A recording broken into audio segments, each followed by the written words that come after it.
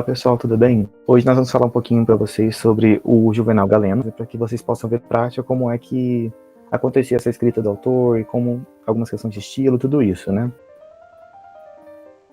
Esse vídeo está sendo apresentado por mim, Guilherme, e pelos meus colegas, a Adria, Ana Laura, Brenda, a Laura, Matheus, a Yasmin, e tudo isso está sendo feito por orientação do professor e doutor Marcos de Carvalho.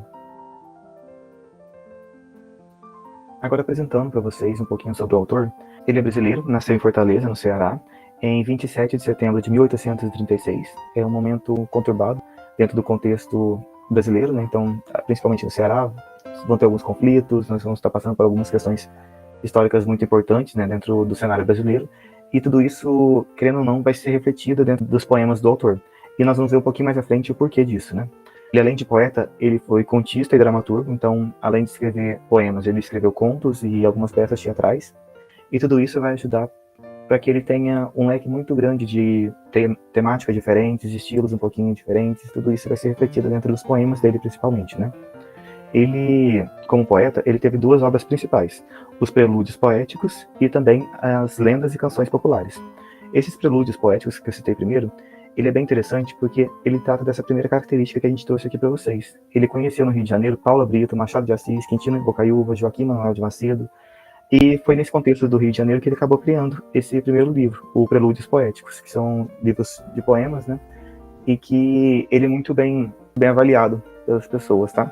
Esse Lendas e Canções Populares, ele também é muito bem avaliado, só que ele é um pouquinho mais avançado, né? Ele foi feito num período de maturação maior do autor, então ele é um pouquinho mais maduro nesse sentido, né? De questões estilísticas, de assunto, temática, tudo isso, né? O Juvenal Galeno, ele também foi colaborador de diversos periódicos e também um dos fundadores do Instituto Ceará.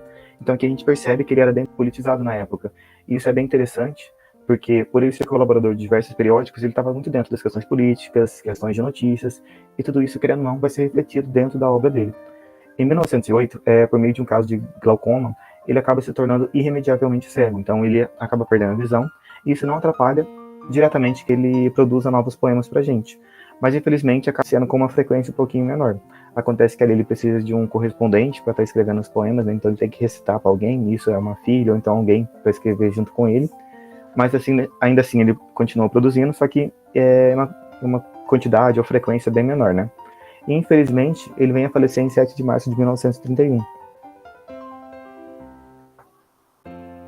Olá pessoal, eu sou a Yasmin e eu vou falar um pouquinho sobre as características da poesia do Juvenal Galeno. Por se tratar de um poeta abolicionista e um grande folclorista, ele aborda o contexto de sua poesia a algo que sempre remete ao que já aconteceu, ao que ele já viveu ou que a sociedade está vivendo. Então é sempre como uma forma de desabafo de algo que aconteceu. Sendo assim, ele possui em seu enredo algumas características que são fixas e que são observadas na análise dos poemas. Então, a poesia dele é uma poesia considerada simples e contém versos e rimas suaves e ingênuos.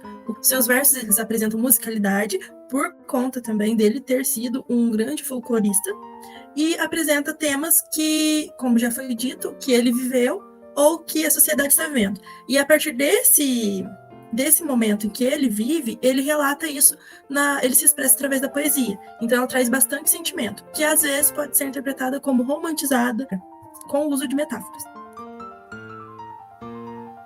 Bom, pessoal, eu sou a Adria. Eu vou falar com vocês sobre um dos poemas, farei a recitação e vou pontuar algumas características. Bem, os dois poemas escolhidos fazem parte da primeira edição do livro Folhetins de Silvanos, publicado em 1891 e representado à esquerda. À direita, a gente tem a coletânea, da qual foram retirados de forma integral os poemas. Coletânea esta que foi publicada em 1959. Teus olhos. Não fites assim teus olhos com tanto ardor. E com meus olhares, ai, não vês, bom de amor. Pois bem, agora fito-os assim. Ai, como os fitas, triste de mim. Ai, que assim são dois abismos de ternura, de langor. Como quer então que eu os fite? Ai, não sei, morro de amor. Pois bem, agora fito-os assim. Ai, como os fitas, triste de mim. Ai, não nos volvas queixosos. Santo Deus, que de sabor. Que mal fazem os meus olhos? Não, morro. Pois bem, agora fito-os assim. Ai, com os fitas, triste de mim. Que mal te fiz? Ó, perdoa nos teus olhos, que furor.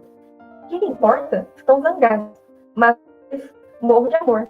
Pois bem, agora fito-os assim. Ai, como os fitas, triste de mim. Não chores. Quem pode vê-lo chorando, sem grande dor? Não acusou os meus olhos? Não chores. Morro de amor. Pois bem, agora cerro-os assim. Misericórdia, triste de mim. Não cerre teus olhos, volve-os. Ai, volve-os para o cantor. Se eu não sei como fitá-los, sem eles, morro de amor. Pois bem, agora fito-os assim. Meu Deus, triste de mim. De qualquer modo, me matam teus olhos de negra cor. Não fale mal de meus olhos, mas se eles matam de amor. Quero os meus olhos mesmo assim? Se os quero, embora triste de mim. Bem, as características que nós podemos depender do poema são a poesia simples, com versos e rimas suaves e ingênuos, supervalorização dos sentimentos por uma pessoa, e o poema apresenta também certa musicalidade em seus versos, de tal forma que ocorre a repetição de determinada estrofe, que acaba funcionando como refrão. Olá, pessoal, eu sou a Brenda e eu vou recitar o poema O Bom Tom. Noutras, eras a dona, sendo honrada, era séria na rua. Morreria chorando de vergonha, se lhe vissem, meu Deus, a perna nua. Mas, hoje a saia ajeita e mostra a perna. E ri-se em alto som, os olhos requebrando para os homens, seja moça, casada ou seja velha, são coisas do bom tom. Olá, eu sou Matheus. Agora nós vamos apresentar algumas características do poema O Bom Tom. Linguagem simples e direta, de fácil interpretação. Ironia para criticar comportamentos sociais considerados de bom tom na época. Além de humor para expressar as contradições entre o comportamento social e a realidade. Esse foi o nosso trabalho. Obrigado a todos.